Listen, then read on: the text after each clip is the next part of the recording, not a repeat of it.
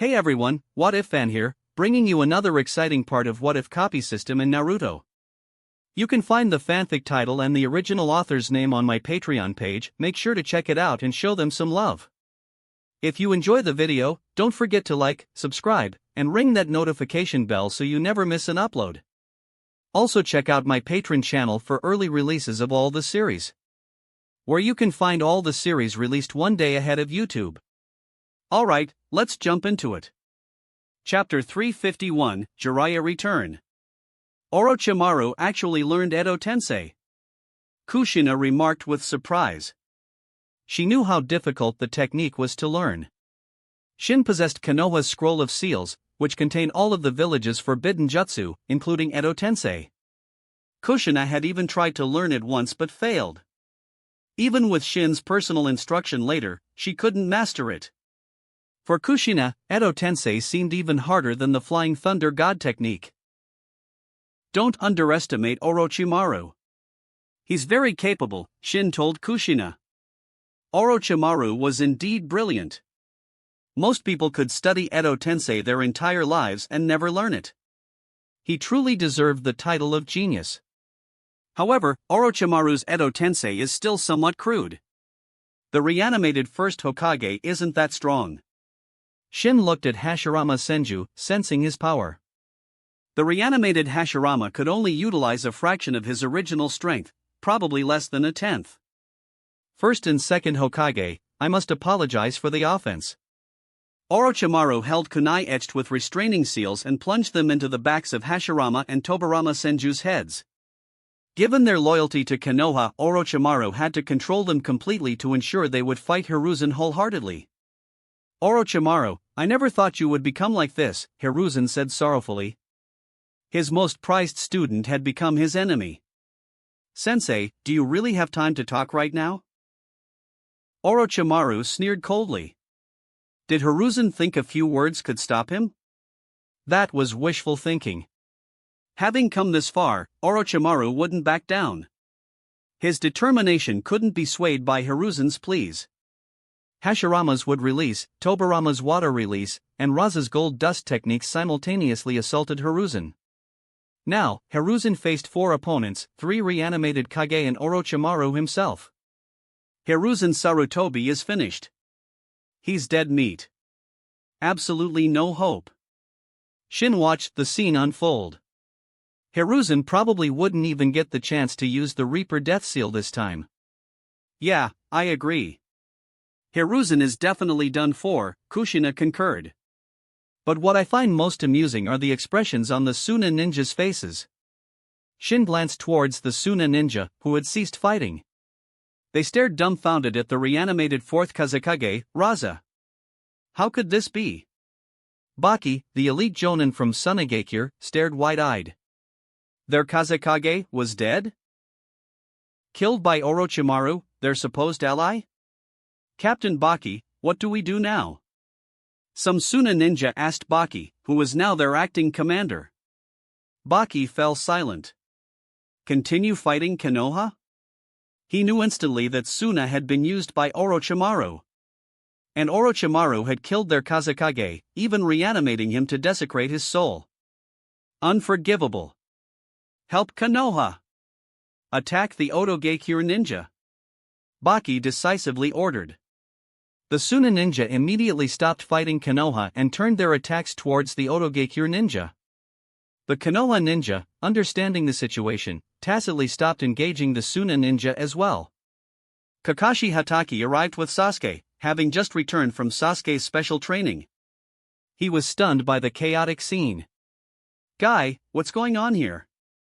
Kakashi stopped Might Guy and asked. Kakashi, you're finally back. No time for questions. Help us deal with Otogakure. And hurry, figure out a way to save Lord Hokage. Guy urged anxiously. Many Konoha ninja had tried to rescue Hiruzen but were blocked by the 4 Violet Flames formation. Touching the barrier meant being incinerated, they dared not approach. Kakashi surveyed the surroundings, quickly grasping the situation. Seeing Orochimaru fighting Lord Hokage, he knew Orochimaru was behind this. The first and second Hokage, what's going on? He had many questions, but the urgent situation left no time for answers. Naruto? Just then, Kakashi saw the unconscious Naruto and immediately rushed over to check on him. Though Kakashi often seemed to favor Sasuke, he actually cared deeply for Naruto, the son of his late teacher.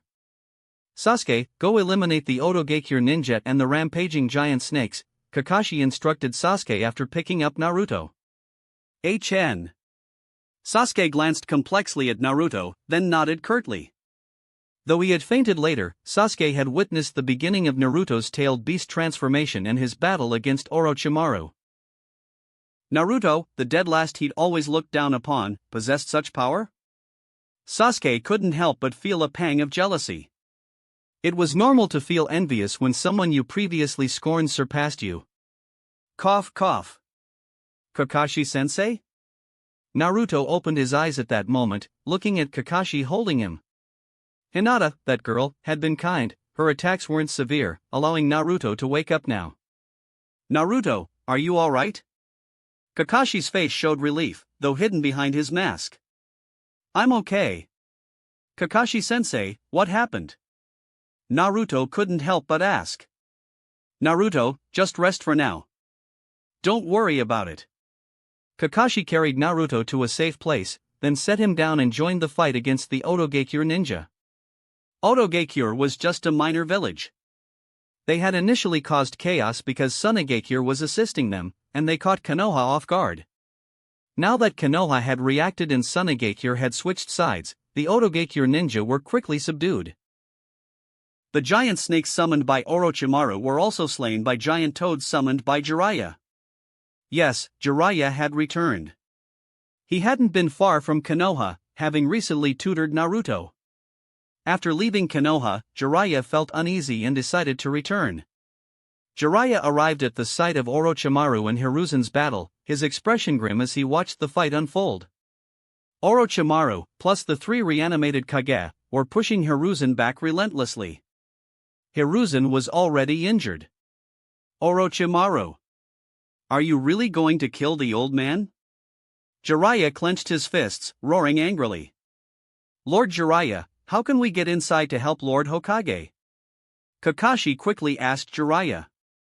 I don't know. Jiraiya shook his head with a sigh. He knew about the four violet flames formation. Although the casters, the Sound Four, weren't strong, Jiraiya couldn't break through the barrier. The four violet flames formation was a simplified version of the four red young formation, which could withstand a tailed beast bomb from the Ten Tails. Even the simplified version was incredibly durable. Chapter 352, The Undisputed Strongest in the Shinobi World. Jiraiya, Kakashi, and the others stared helplessly at the four violet flames formation. Without spacetime ninjutsu, there was no way to get inside. Hiruzen Sarutobi is about to die, and Danzo doesn't even bother showing up. He really is heartless. Shin walked over, followed by Kushina, Hinata, and Karen. Jiraiya immediately turned upon hearing Shin's voice. His eyes lit up, then quickly dimmed again. Shin, you can definitely save the old man, right? And why would I? Shin asked Jiraiya flatly. What do you want? As long as you save the third Hokage, I'll agree to any condition. Jiraiya's expression was incredibly earnest, as if he truly meant it. Don't be ridiculous. If I asked for the entire village of Konoha, could you agree? Even if you could you make others agree? Shin asked Jiraiya mockingly. Jiraiya fell silent. He couldn't agree to that. And as Shin said, even if he did, it would be meaningless. Not even Hiruzen Sarutobi himself had the authority to sell Konoha, let alone Jiraiya. You. Since you can save Grandpa Hokage, why won't you help? Naruto Uzumaki angrily demanded of Shin. Shin glanced sideways at Naruto Uzumaki, then said to Hinata, Hinata, you were too soft on him. Otherwise, he wouldn't still be hopping around like this. Currently, Naruto's chakra was still sealed, and his body was fatigued from the Ninetales chakra outburst, but otherwise, he was mostly fine. Yes, Shin and I. Next time, I'll definitely use my full strength, Hinata nodded seriously. Who do you think you are, brat? You're also an Uzumaki, which means you're part of the Uzumaki clan. Shin-sama is the head of the Uzumaki clan. You have no right to question him. Karen stared sharply at Naruto Uzumaki. Question mark. Shin was completely baffled. He exchanged a look with Kushina. Since when did he become the Uzumaki clan head? Shin, how come I didn't know you became the Uzumaki clan head? Kushina asked, blinking. I didn't know either. Shin shrugged at Kushina, then looked at Karen. I just think Shin-sama is very suitable to be the head of our Uzumaki clan. Karen admitted that she had bestowed the title upon him herself. How many people are even left in the Uzumaki clan? And you're talking about a clan head? Shin lightly flicked Karen's small forehead. Is this Shin-sama's affection for me? I'm so happy. Karen touched the spot Shin had flicked, her face turning as red as a cooked shrimp. Karen, when did you become such a pervert? Kushina couldn't help but cover her face. Kakashi-sensei, are they related to Naruto? Sakura whispered to Kakashi. Sakura had strong resistance to genjutsu and hadn't been knocked out by Kabuto's mass illusion earlier. Kakashi glanced at Naruto, then said with a complicated expression, not directly related. But, there's a connection. After all, Naruto's mother was an Uzumaki. Can he save the Hokage? Is he really strong? Sasuke looked up and asked Kakashi. Of course, he's strong. The legendary strongest in the shinobi world. No one knows the true extent of his power. Kakashi sighed. He had heard many legends about Shin Uzumaki, but he didn't know the specifics of his strength. But he looks so young, Kakashi thought, even younger than me. It's like time stopped for him. Didn't you say before that the Hokage was the strongest? Sasuke pointed out, calling Kakashi out.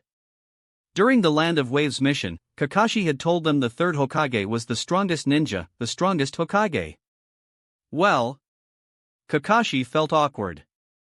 Back then, being a Konoha ninja, he naturally had to hype up the Hokage. There might have been some exaggeration back then. But this person is known as the Reaper of the Shinobi world, feared by all the great villages. He's the undisputed strongest in the Shinobi world. Is he stronger than him? Sasuke's eyes suddenly flashed with killing intent and boundless hatred. Seeing Sasuke's hateful expression, Kakashi raised an eyebrow. He really wanted to dispel the hatred in Sasuke's heart, but he knew it was unlikely. Itachi is indeed a genius. I don't know his strength, nor do I know Shin Uzumaki's strength, so I can't compare them. But Shin Uzumaki is universally acknowledged as the strongest in the shinobi world, Kakashi answered Sasuke's question. So his name is Shin Uzumaki. Sakura couldn't help but sneak a few more glances at Shin. She couldn't help it, she was drawn to attractive people. She remembered seeing him before the Chunin exams started. Back then, she had been completely mesmerized. Lord Hokage is about to fall. What do we do now? Might Guy asked anxiously. Hearing Guy's urgent voice, Jiraiya and the others immediately looked over. Hiruzen Sarutobi was indeed in a perilous situation. Honestly, being able to last this long against Orochimaru and 3 reanimated Kage was already something Hiruzen could be proud of. What if the first Hokage had his full strength? Forget full strength. Even if he had his own consciousness controlling the body, he could still dominate Hiruzen Sarutobi. Shin answered Kushina's unspoken question. Hashirama Senju, Tobirama Senju, and Raza's attacks were rigid because they were being controlled by Orochimaru. Orochimaru's control clearly wasn't up to par, which was why Hiruzen had managed to hold on for so long. Perhaps Orochimaru can't bear to strike the killing blow, Shin muttered to himself. Saying Orochimaru felt absolutely nothing for Hiruzen? No one would believe that. Orochimaru definitely still had some feelings for his former teacher. Shin, even if you had grievances with the third Hokage in the past, that was long ago. Can't you just... Don't say any more, Jiraiya. Do you really think you can persuade me? Shin cut Jiraiya off directly. Shin could forget the past grievances, but he had no reason to save the third Hokage. What benefit would saving him bring? Absolutely none. Why should Shin save him? Even if he did decide to save the third Hokage, there would have to be some benefit involved. Clearly, there was none here. I have to go. Naruto Uzumaki gritted his teeth and charged towards the four violet flames formation. However, before Naruto could reach the barrier, Jiraiya grabbed him by the collar and pulled him back. Naruto, don't be reckless, Jiraiya said sternly to Naruto Uzumaki. If Naruto rushed over, he would definitely be incinerated by the four violet flames formation barrier. Jiraiya couldn't possibly let Naruto charge forward recklessly. Chapter 353, The Death of Hiruzen Sarutobi. Inside the four violet flames formation barrier, Hiruzen Sarutobi gasped for breath, glaring defiantly at Orochimaru. Sensei, you look tired. Don't push yourself. It's time for you to sleep, eternally. Orochimaru, don't continue down this dark path. Turn back, Hiruzen urged, leaning heavily on his adamantine staff for support. Having come this far, you still want me to turn back? Sensei, are you really that naive? Orochimaru sneered contemptuously. Orochimaru wouldn't stop, and Hiruzen's words couldn't sway his resolve. Actually, Sensei, I'm doing this for your own good. Instead of dying of old age, dying in battle is more honorable. Your opponents today are worthy of granting you that honor, Orochimaru said solemnly to Hiruzen. Orochimaru's tone was serious. Dying at Orochimaru's hands, facing the reanimated first and second Hokage and the fourth Kazekage, would be an honorable death for Hiruzen. His reputation wouldn't be tarnished. Hiruzen remained silent. If one can live, who would choose death? You're trying to kill me, and you have the nerve to say it's for my own good? He never expected Orochimaru to be so heartless. Hiruzen had truly treated Orochimaru like his own son. Aside from not supporting him for the fourth Hokage position, Hiruzen had never wronged Orochimaru. And the reason he hadn't supported Orochimaru was because he knew Orochimaru wasn't suitable for the role. Even back then, Hiruzen had sensed Orochimaru straying onto a dark path, though he hadn't wanted to believe it at the time. Later, even when Orochimaru's transgressions were exposed, Hiruzen hadn't used his full strength, deliberately letting Orochimaru escape easily. If Hiruzen hadn't held back, Orochimaru could still have escaped, given his preparations, but it wouldn't have been so easy. He would have paid a price. Hiruzen felt he had treated Orochimaru well. Among all his students, Orochimaru had likely been his favorite. Yet, the final result was Orochimaru invading Konoha and trying to kill him. Orochimaru, that bastard. He has no conscience. Jiraiya roared angrily outside the barrier. Jiraiya, do you expect a cold-blooded animal to have a conscience? Instead of raging uselessly here, why don't you rush in and fight Orochimaru to the death? Shin glanced at Jiraiya and said flatly. Jiraiya fell silent. He wanted to fight Orochimaru, but he couldn't break through the four violet flames formation. One last gamble. I hope you can hold on, old man. Jiraiya glanced at Shin, knew there was no hope of getting his help. Summoning Jutsu. Jiraiya bit his finger and summoned Fukasaku and Shima. These two small toads were the elders of Mount Mayaboku, second only to the great toad sage Gamamaru. Sages, I'm in trouble. Please help me absorb natural energy, Jiraiya requested Fukasaku and Shima. Jiraiya wanted to use Sage Mode. Perhaps in Sage Mode, he could break the four violet flames formation barrier. He had panicked earlier and forgotten about this. Hopefully, it wasn't too late. Jiraiya couldn't enter Sage Mode instantly like Shin, he needed time to absorb natural energy and fuse Senjutsu Chakra. Fortunately, the two sages could assist him, but it still required time. He hoped Hiruzen could hold on. Naruto, don't disturb him. Kakashi quickly stopped Naruto, who was about to bother Jiraiya. What time is it? Pervy Sage is closing his eyes to sleep now?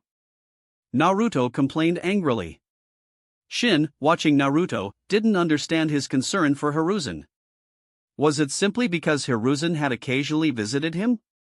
Minato Namikaze had asked Hiruzen to take care of Naruto, but Hiruzen hadn't done a good job. Whatever the reason, it was Hiruzen's failure.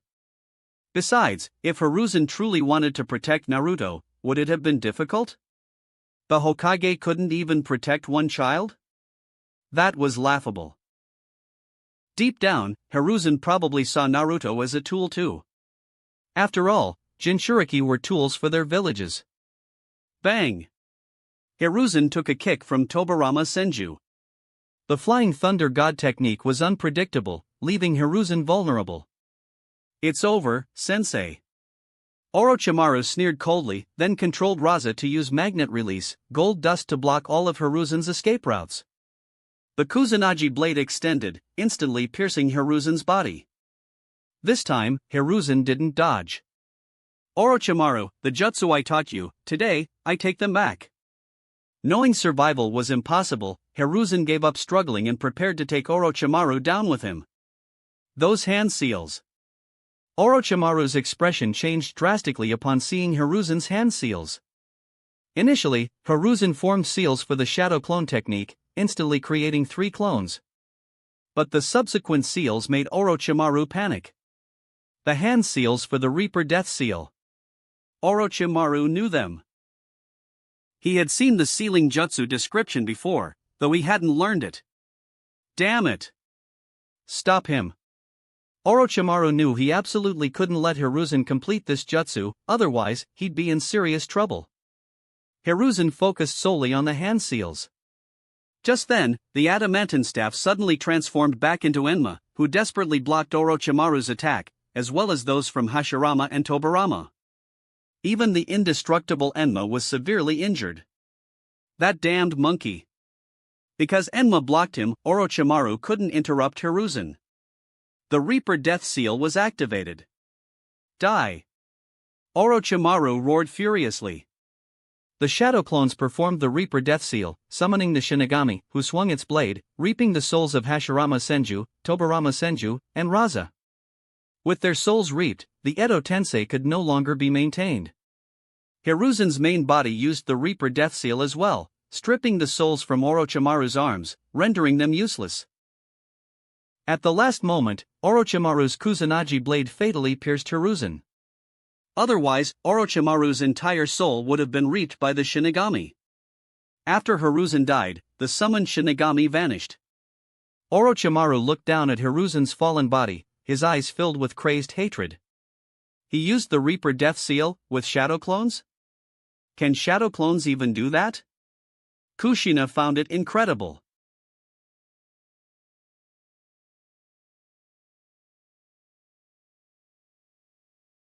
Although I killed Hamura Otsutsuki, the Shinigami can still be used, Shin explained. When he killed Hamura, Shin hadn't destroyed the Shinigami itself. However, Hiruzen's shadow clones being able to use the Reaper Death Seal, that was indeed a bug, practically cheating. Regardless, Hiruzen Sarutobi was finally dead. Chapter 354, Orochimaru Escapes. By the time Jiraiya entered Sage Mode, Hiruzen Sarutobi was already dead. He was a step too late. Damn you, Orochimaru! Jiraiya roared angrily, charging towards Orochimaru. At this moment, all emotional ties were severed. Orochimaru had committed an unforgivable crime. Retreat! Orochimaru yelled to the Sound 4. Didn't expect that idiot Jiraiya to master Sage Mode. Orochimaru couldn't afford to be surprised now. The situation was dire. If he didn't leave, facing the Konoha ninja and the enraged Jiraiya, he would surely die. His arms were crippled, he couldn't even move a finger. How could he fight Jiraiya? Furthermore, his battle with Hiruzen had depleted most of his chakra. Orochimaru noticed Shin Uzumaki nearby, but he didn't ask for help. He had to rely on himself, relying on others was useless. The Sound 4, Kadamaru, Tayuya, Sakan and Yukon, and Jirobo. They were quite skilled, elites trained by Orochimaru, serving as his bodyguards.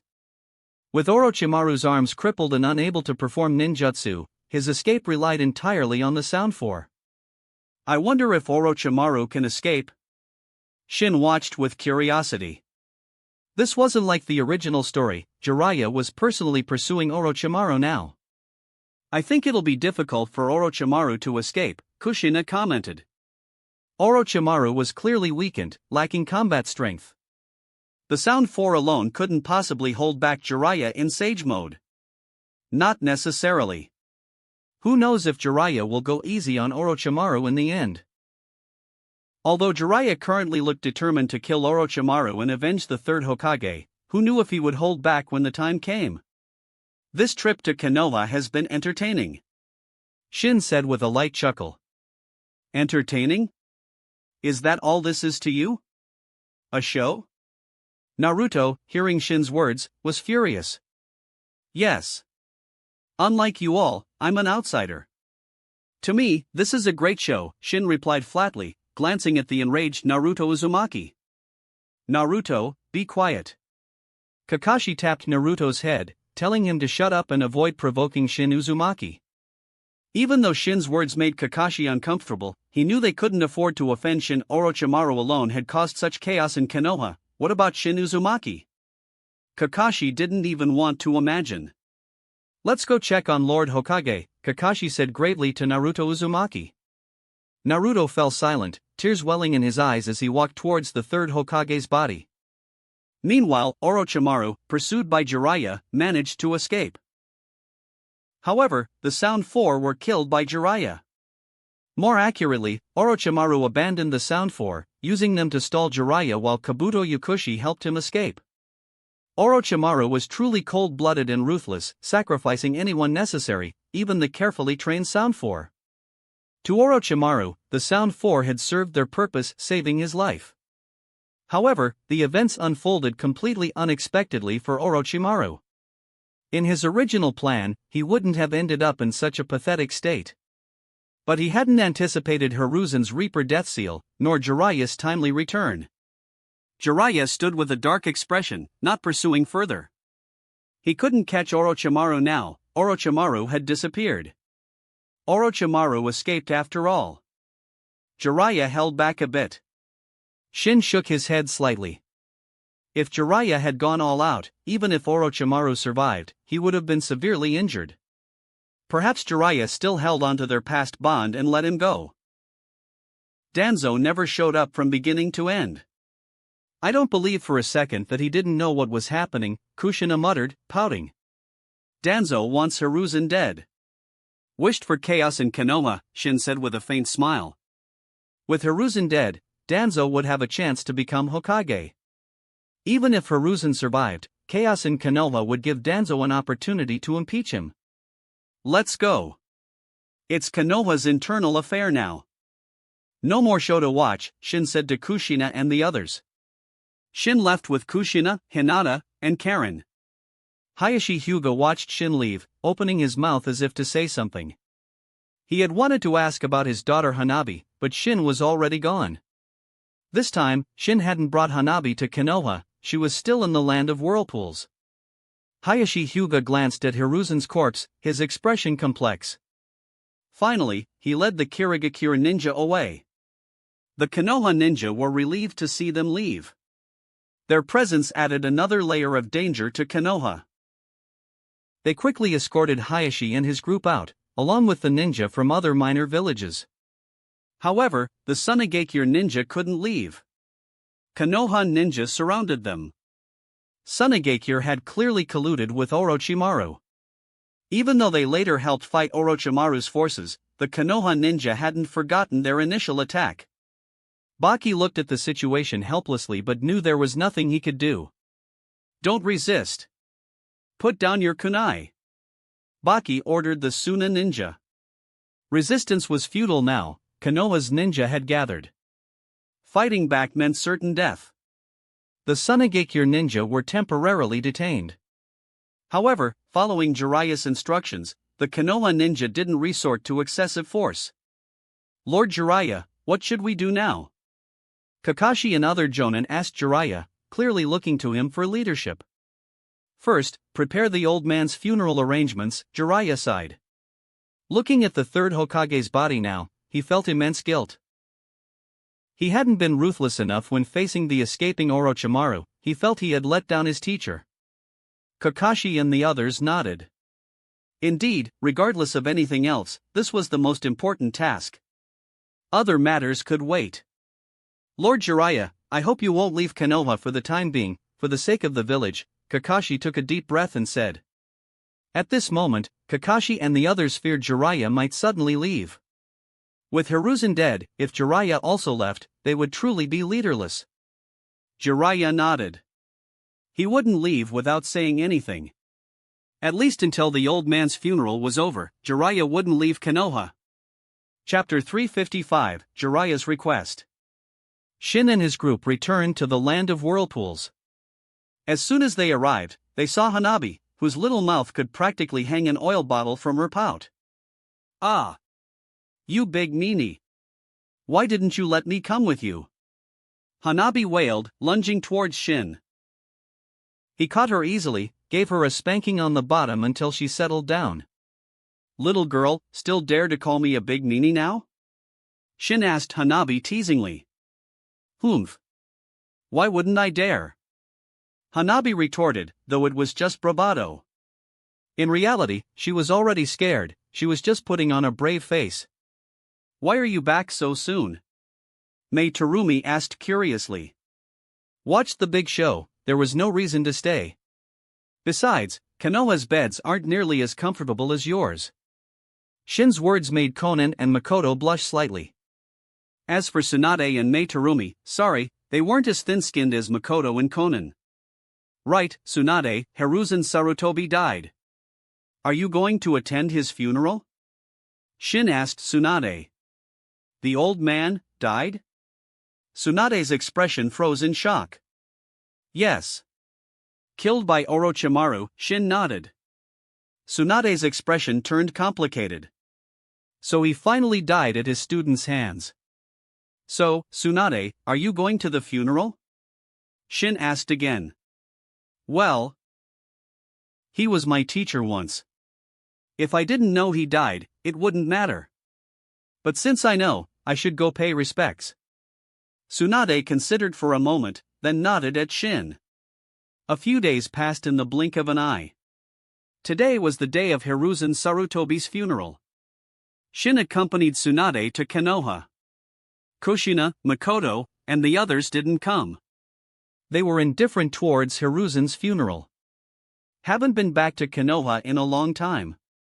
It's changed so much, seems worse than before, Tsunade remarked, looking at the somewhat dilapidated village. Actually, Konoha is more prosperous now than before. The damage is mostly from Orochimaru's attack, Shin explained to Tsunade. Only 3 days had passed since Orochimaru's invasion and the Konoha Crush plan. The village hadn't had time to repair the damage yet. Why did Orochimaru suddenly invade Konoha? Tsunade was puzzled. Orochimaru didn't seem to have that much hatred for Hiruzen or Konoha. I don't know either. If you want to know, you'll have to ask Orochimaru himself. Shin shrugged. Who knew Orochimaru's specific motives? Shin certainly didn't. Within Konoha, almost every household displayed white mourning cloths. Many people gathered at the Konoha cemetery to attend the third Hokage Hiruzen Sarutobi's funeral. The Yamanaka clan was making a fortune today. As flower vendors, everyone attending the funeral would buy at least one chrysanthemum from them. Shin and Tsunade also bought a bouquet of chrysanthemums to pay their respects. Tsunade, didn't expect you to come. I thought you wouldn't. Jiraiya looked at Tsunade with a complex expression. The old man died. Regardless of the past, I had to come see him off.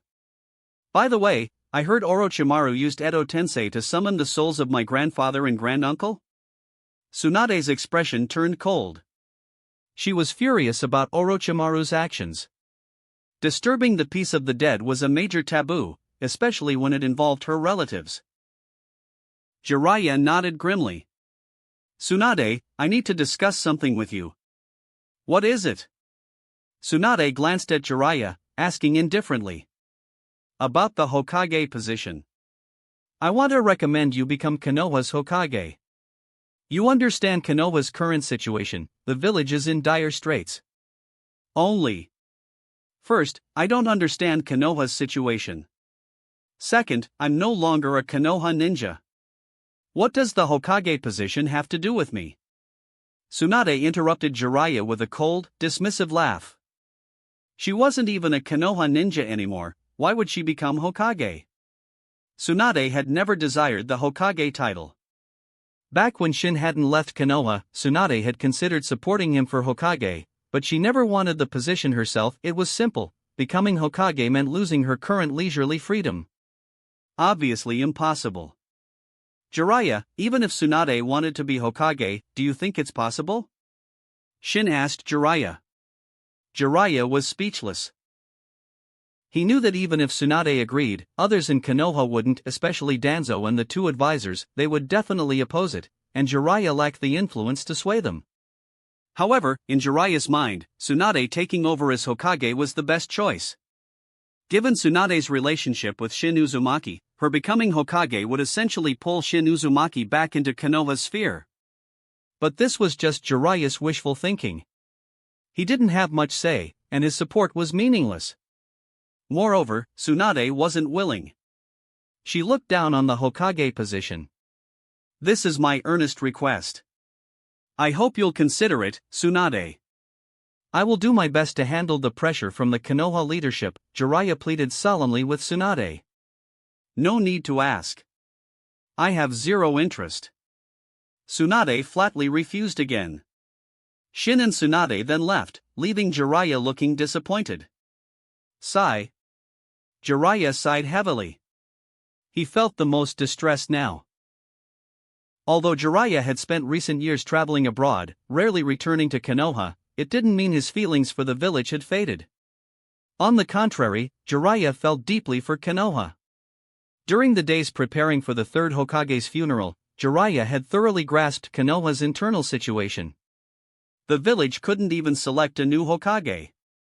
Jiraiya favored Kakashi, his grand student, but Kakashi's strength was still lacking.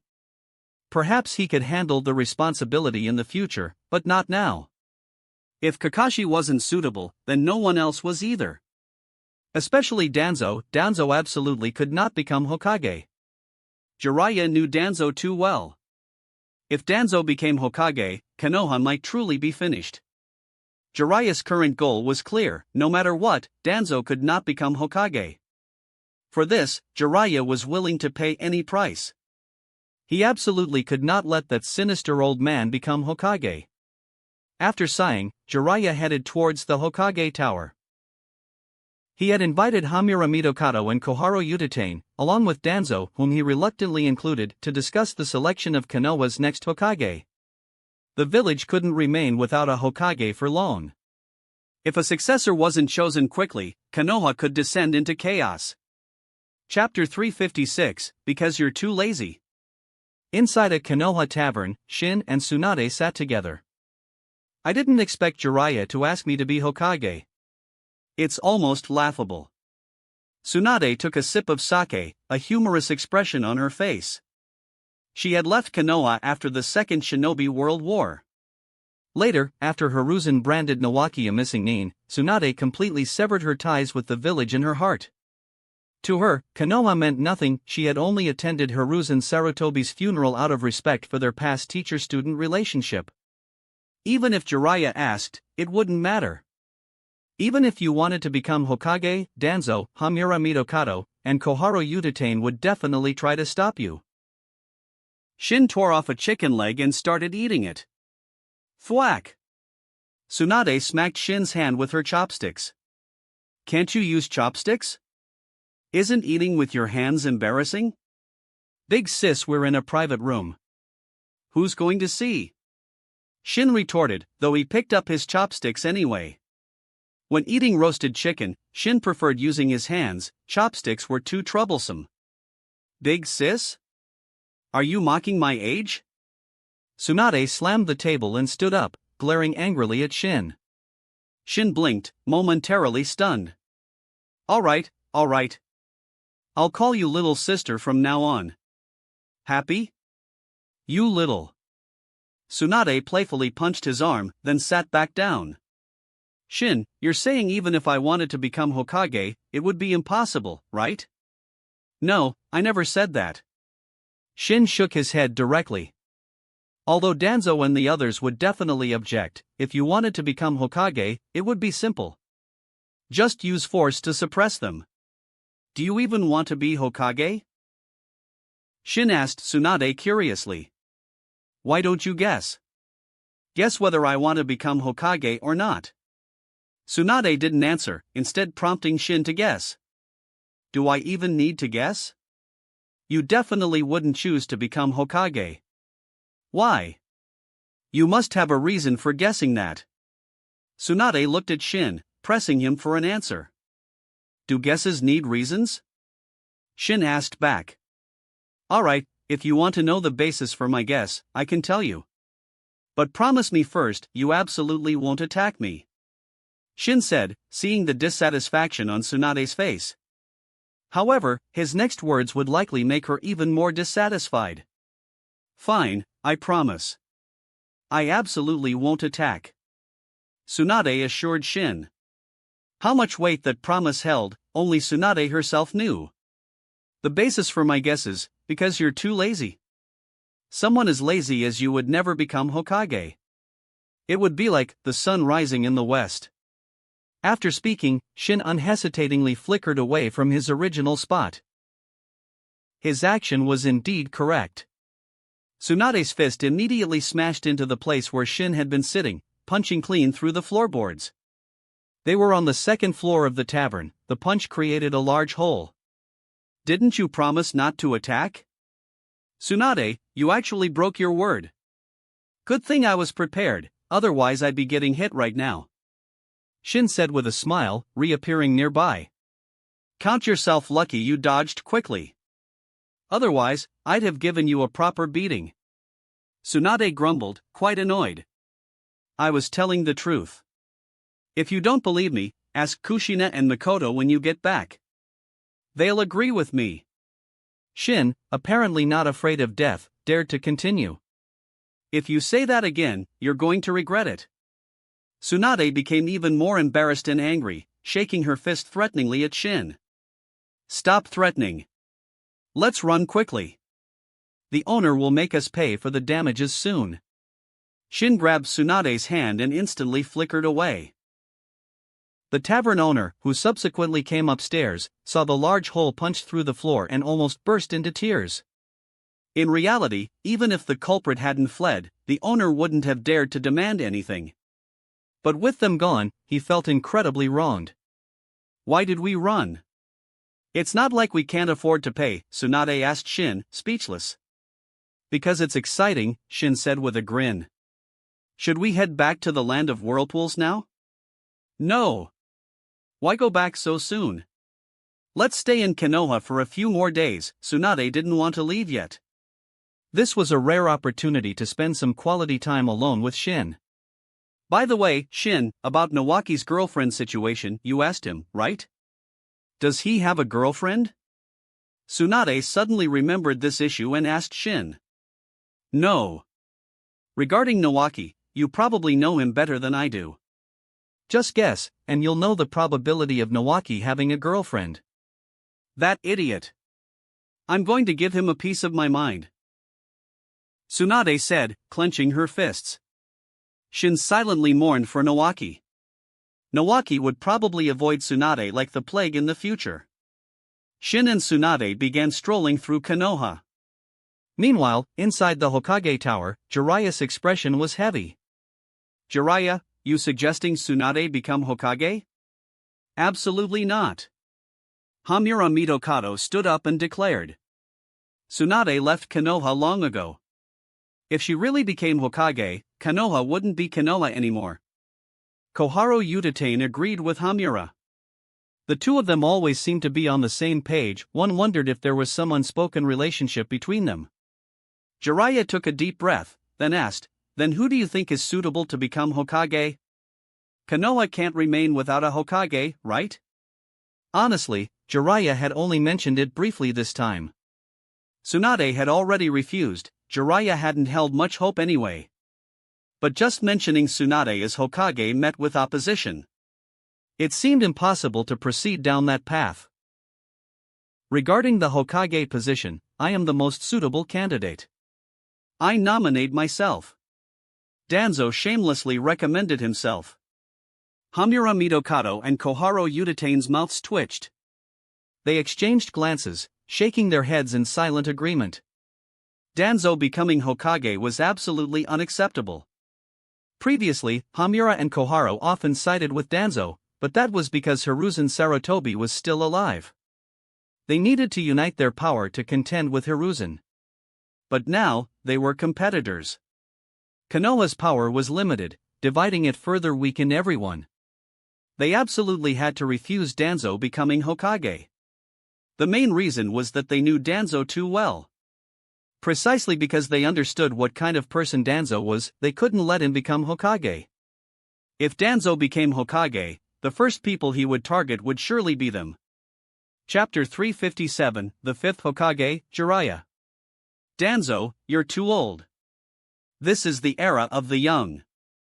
Forget about the Hokage position. Leave it to the younger generation. Hamura Mitokado stated, looking down, a glint of light reflecting off his glasses.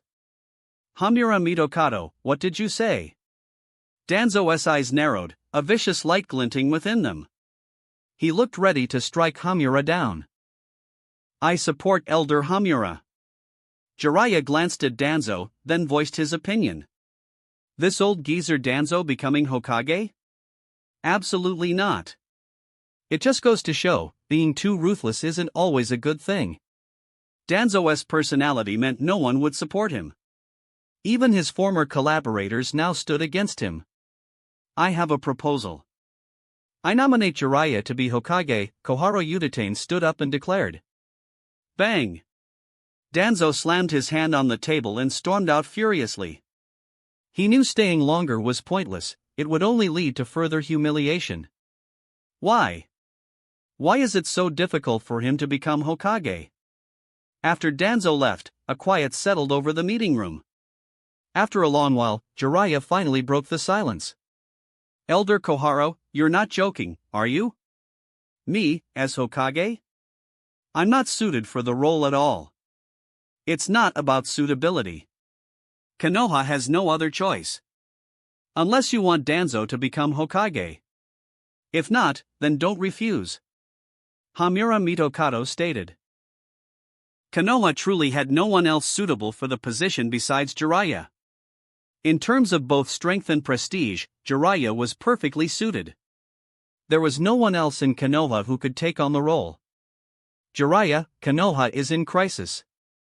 I hope you can lead the village out of this. Don't shirk your responsibility. This heavy burden could only be entrusted to Jiraiya, only he was suitable. Jiraiya fell silent. Honestly, he didn't want to become Hokage. He knew his personality wasn't suited for it, he couldn't be a good Hokage. But there was no other suitable candidate within Konoha. Danzo was definitely out of the question. He had to take on this responsibility. All right. I can serve as Hokage. But once I've trained a suitable successor, I will step down, Jiraiya finally nodded. Though he preferred a carefree life, the current situation demanded otherwise. He had to do his best to train Konoha's ninja, hoping to find a worthy successor. That's up to you. As long as you agree to take on the role of Hokage for now, that's fine. Hamura Mitokado and Koharu Yutate didn't care about that. As long as Jiraiya became Hokage, their primary goal was achieved. If Jiraiya didn't become Hokage, the position might fall into Danzo's hands. With Danzo's autocratic nature, he would surely strip them of their power. That was something they didn't want to see, which was why they opposed Danzo becoming Hokage. Knowing what kind of person Danzo was, how could they not refuse? If they didn't, they'd be doomed. Danzo was ruthless enough to act against them. Jiraiya, on the other hand, was different. His personality was somewhat similar to Hiruzen Sarutobi's, he would likely show some leniency in his actions. Don't think that Hamura and Koharu recommending Jiraiya for Hokage meant they were on his side. Their primary motivation was their own self-interest. If Jiraiya threatened their interests, they would undoubtedly turn against him. A few days passed. News that Jiraiya was about to become the next Hokage spread throughout Konoha. Just as I expected. Jiraiya became Hokage. Shin lounged on the Hokage rock, his arm around Tsunade. Expected? Besides Jiraiya, Konoha had no one else to choose. Anyone who isn't an idiot could see that, Tsunade said, giving Shin a disdainful look. Oh? Tsunade, are you looking down on your husband? Is that a challenge? Shin pulled Tsunade into his embrace, a threatening expression on his face. It is. What are you going to do about it? Tsunade retorted stubbornly. Very good. Looks like a battle is unavoidable tonight. I hope you'll still be this stubborn and not beg for mercy then. Who's afraid of whom? I'm afraid you'll be the one begging for mercy. Tsunade continued her stubborn act, though inwardly she was already feeling apprehensive. Pride kills, pride kills. Let's go watch Jiraiya's inauguration. Shin picked Tsunade up and, with a flash, left the Hokage rock, appearing before the Hokage tower. The Hokage inauguration ceremony had already begun. Jiraiya, wearing the Hokage robe and hat, looked less like a goofball and more serious. Having taken on the mantle of Hokage, he had to bear the responsibility. His former carefree attitude had to be abandoned. Didn't expect that idiot Jiraiya to actually become Hokage one day. If you told me this before, I wouldn't have believed it, Tsunade said to Shin, looking at Jiraiya on the stage. Is Jiraiya an idiot? Shin shook his head slightly. Jiraiya's students were all exceptionally powerful. Nagato Uzumaki, the current public leader of the Akatsuki, Minato Namikaze, the fourth Hokage, Naruto Uzumaki, the child of prophecy. This ceremony's boring. After a while, Tsunade yawned. She couldn't watch anymore. Jiraiya was still giving his speech. I wonder where he got so much to talk about. Tsunade grumbled. The Jiraiya standing on stage giving a speech was completely different from the Jiraiya she knew. I guess he memorized the speech last night, Shin speculated. Shin wasn't wrong. Jiraiya had spent all day yesterday memorizing the speech. It hadn't been easy preparing for this inauguration ceremony. Since you're bored, let's leave. There's nothing much to see anyway. Don't just say you're bored, I'm bored too, Shin said with a disinterested expression. By the way, are we going to stay in Konoha for a bit longer? Shin asked Tsunade. Of course. Why go back so soon? I haven't had enough fun yet. Tsunade grabbed Shin's hand, a smile playing on her lips. These past few days, just the two of them enjoying their time together, had been incredibly joyful. Naturally, Tsunade didn't want to return so quickly. As for whether Kushina, Makoto, and the others would be worried, Tsunade hadn't considered that. Right now, she was only thinking about where to go have fun with Shin.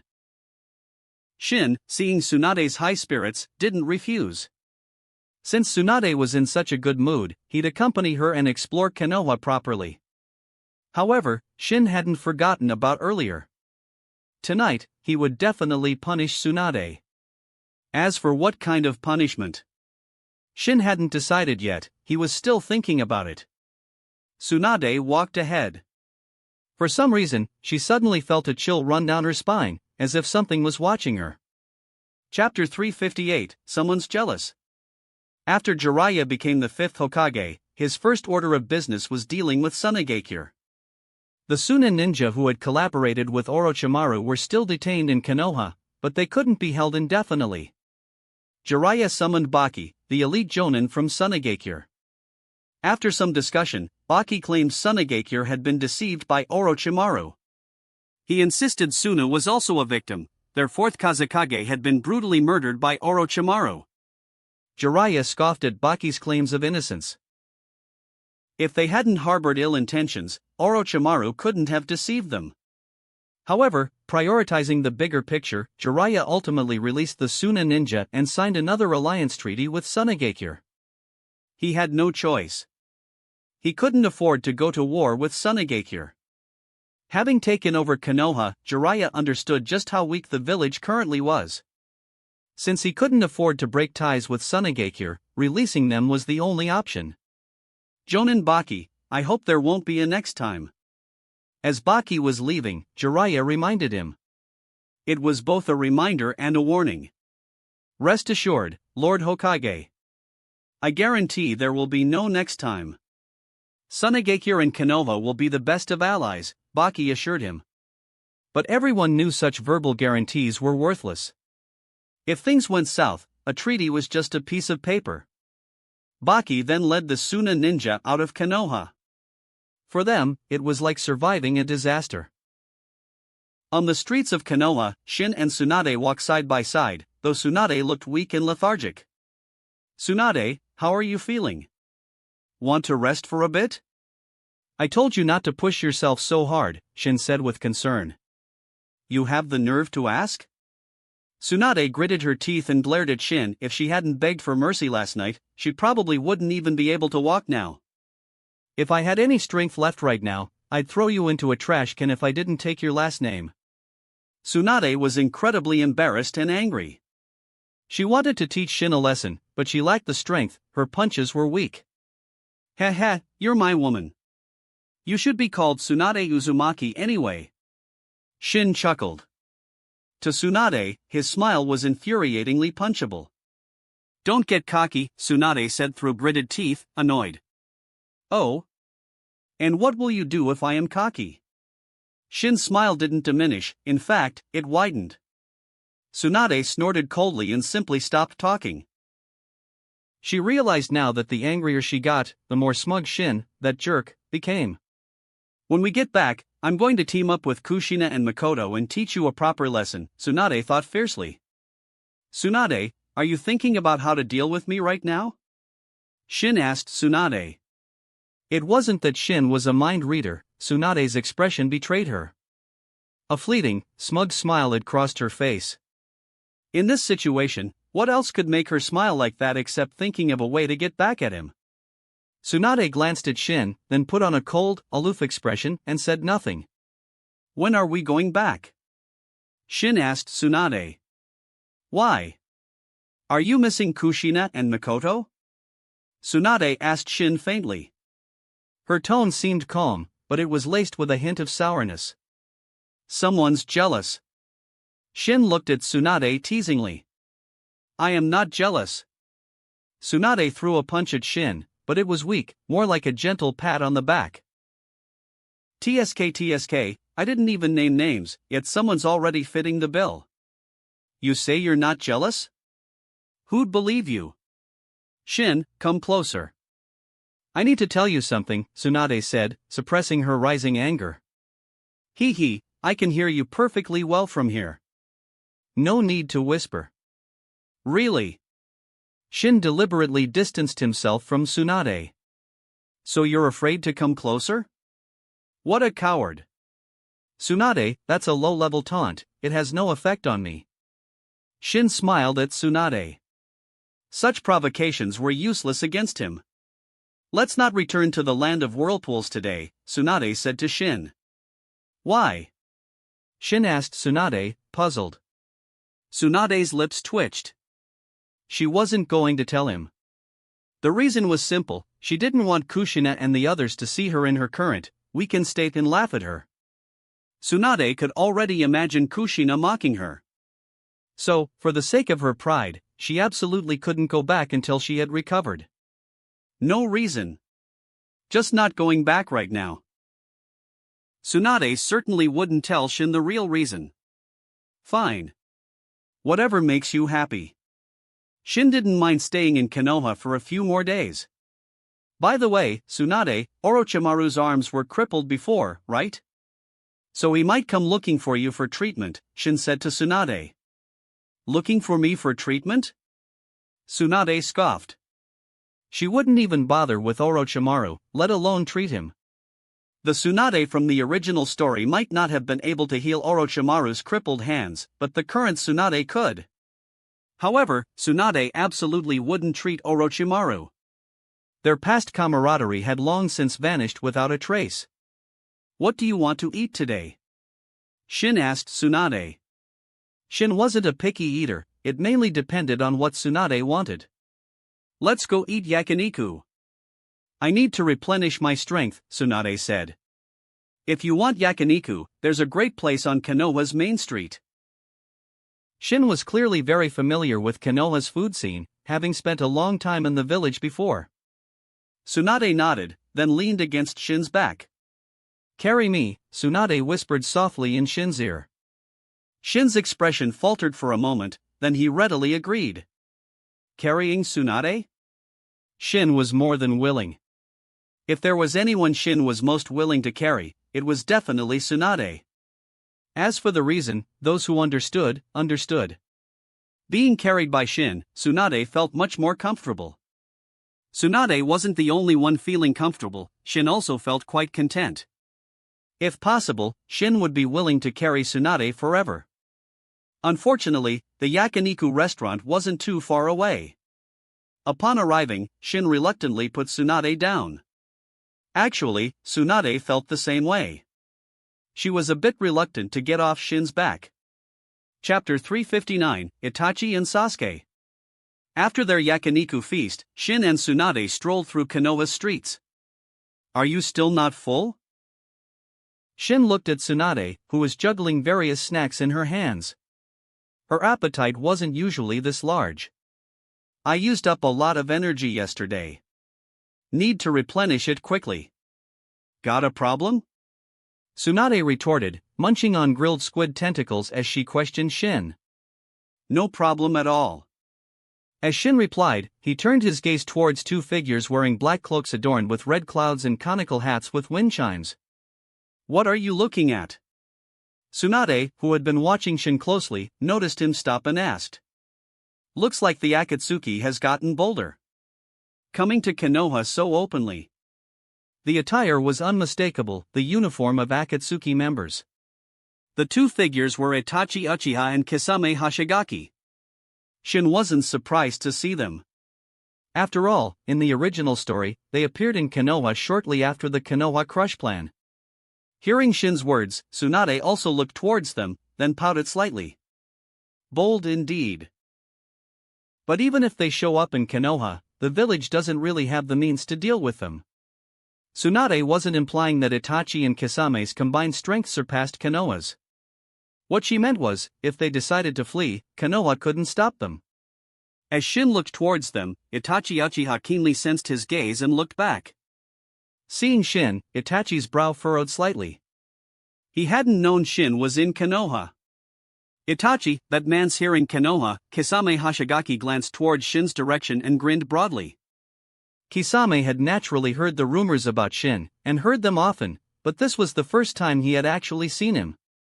This was another figure hailed as godlike after the first Hokage, Hashirama Senju.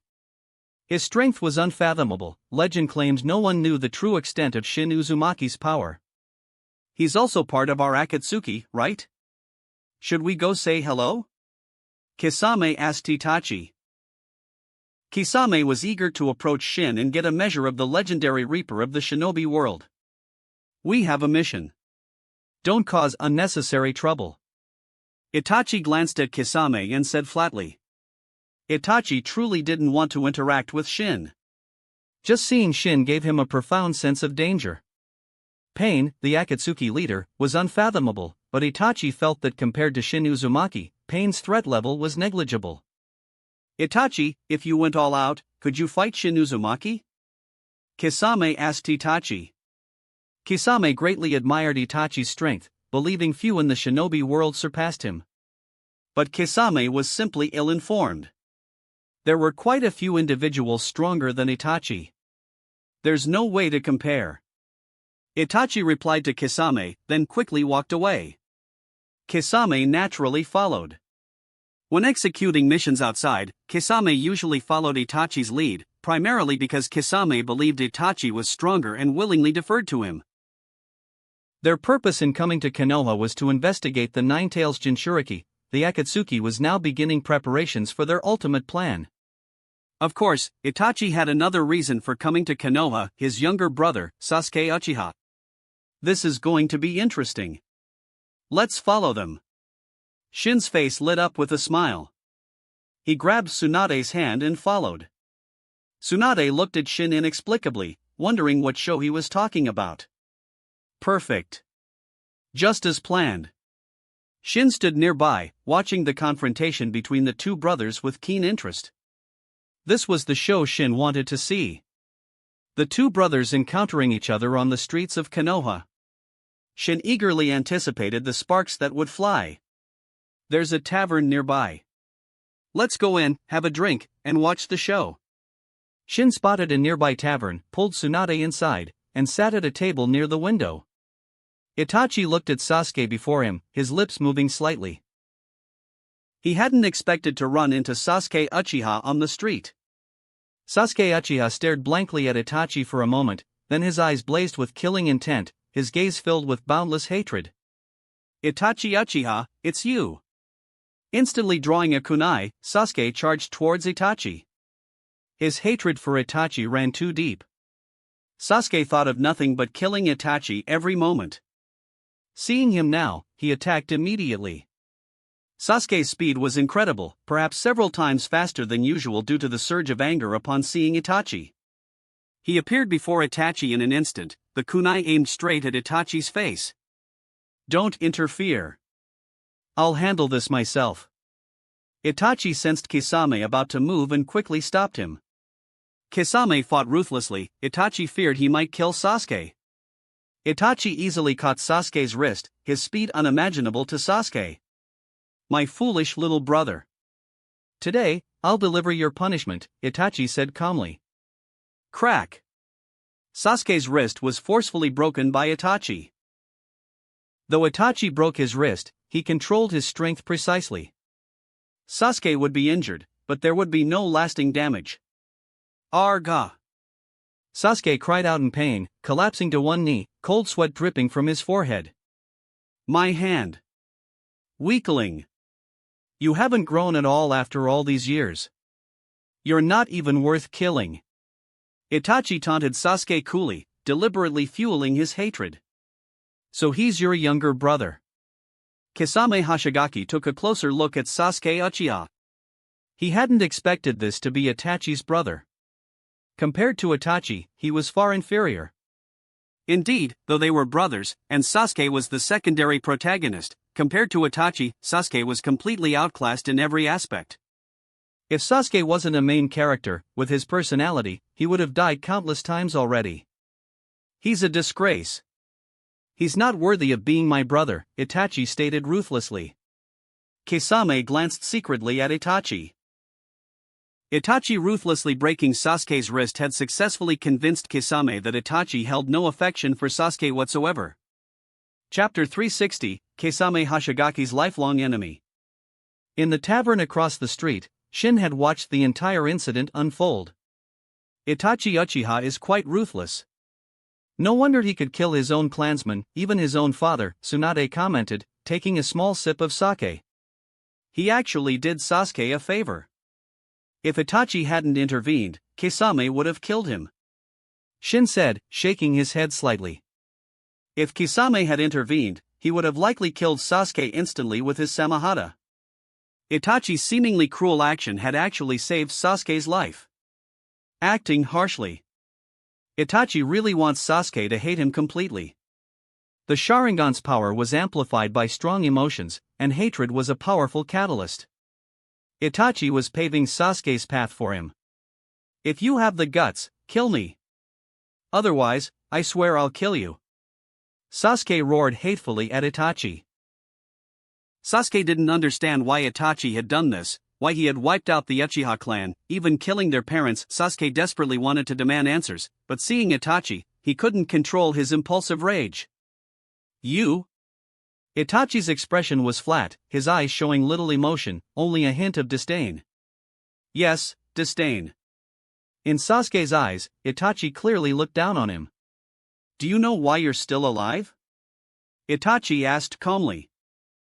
Without waiting for Sasuke's reply, Itachi continued, because you're too weak. I don't even consider you worth killing. You're beneath my notice. Let me show you the Uchiha clan's ultimate dojutsu. Without these eyes, you wouldn't even have the right to stand before me. Itachi activated his Mangekyo Sharingan. The ocular pressure emanating from it forcibly deactivated Sasuke's newly awakened Sharingan. In my presence, you can't even keep your eyes open. Pathetic. This dismissive attitude deeply wounded Sasuke's pride. Though weak, Sasuke's pride was immense. I will kill you. Sasuke used his remaining good hand to attack Itachi. However, before Itachi, Sasuke truly was like an infant, easily toyed with, utterly vulnerable. Sasuke collapsed to the ground, his hatred for his own weakness consuming him. He wanted power. He needed power. Just as his despair threatened to overwhelm him, the cursed seal Orochimaru had placed on his neck began to throb, causing veins to bulge on his forehead. Itachi looked at Sasuke, frowning slightly. Tsukuyomi. He activated the Tsukuyomi Dojutsu, pulling Sasuke into the illusionary world. Within this realm, Itachi showed Sasuke visions of the Uchiha clan massacre, not the true events, but a fabricated version where Itachi alone wiped out the clan, with no mention of Konoha's involvement. Sasuke, unaware it was fake, watched the scenes flash before his eyes, his hatred for Itachi intensifying. Under the intense mental stimulation, Sasuke's one-tomo Sharingan successfully evolved into the two-tomo Sharingan. Though a long time passed within the illusionary world, only an instant had passed in reality. Seeing the fleeting two-tomo Sharingan, Itachi nodded inwardly. Sasuke had already fallen unconscious. Even though Itachi had held back, Sasuke was still severely traumatized. Itachi, are you alright? Kisame Hashigaki asked Itachi with some concern. The bleeding eyes made Itachi look quite unwell. This was the price of using the Mangekyo Sharingan's abilities. His vision blurred slightly, but Itachi felt fine. His current physical condition should hold until Sasuke grew stronger. Why use the Mangekyo Sharingan against a genin? Kisame didn't quite understand Itachi. A simple genjutsu would have sufficed. Itachi, of course, wouldn't explain to Kisame. Leave Konoha immediately, Itachi said to Kisame. What about the Nine-Tails Jinchuriki? Shouldn't we continue our investigation? Kisame asked. Their main mission was to investigate the Nine-Tails Jinchuriki. We've already alerted the Konoha ninja. They're probably on their way now. If we don't leave, we won't be able to, Itachi said gravely. Leaf Whirlwind. Just as Itachi finished speaking, a ninja clad in a green jumpsuit, a kappa, kicked towards Kisame. Kisame reacted quickly, instantly blocking the kick with Samahata, though the force still pushed him back a considerable distance. Who are you? Kisame looked at the strangely dressed ninja with thick eyebrows. Konoha's sublime green beast of prey, Might Guy. Might Guy introduced himself proudly, giving Kisame a thumbs up and flashing his dazzlingly white teeth. Might Guy? Kisame frowned. He'd never heard the name before, likely just some nobody. Alright, Might Guy was being underestimated by Kisame, who had no idea Guy was his lifelong rival. In the original story, Kisame Hashigaki was ultimately defeated by Might Guy and committed suicide. Kisame, don't underestimate him. Itachi warned Kisame. He sensed a dangerous aura from the seemingly ordinary, even comical, Might Guy. This person possessed power capable of putting Itachi himself in danger. Indeed, if Might Guy opened all 8 inner gates, a single kick could kill both Itachi and Kisame.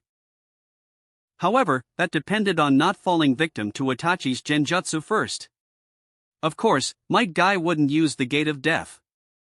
It was a technique that traded life for power, no matter how strong, it wasn't meant to be used lightly. Kisame glanced at Itachi, then nodded.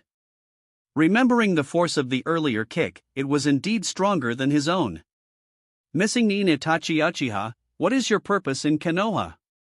Might Guy ignored Kisame, directing his question to Itachi. Let's end this quickly. We attack together. Itachi said to Kisame, ignoring Guy's question. Attack together? Aren't you overestimating him? Kisame grinned, revealing rows of sharp teeth. Honestly, Kisame looked exactly like a shark, almost like a reincarnated shark man. If this were the One Piece world, he'd definitely be classified as a fishman. His natural appearance was truly unique. That wraps up this part of What If Copy System in Naruto. Thanks so much for listening. As always, new parts drop every 4 days, so be sure to stay tuned. Also check out my Patreon channel for early releases of all the series, where you can find all the series released one day ahead of YouTube. If you enjoyed the video, don't forget to like, subscribe, share it with your friends, and please consider supporting the original author as well. See you in the next one.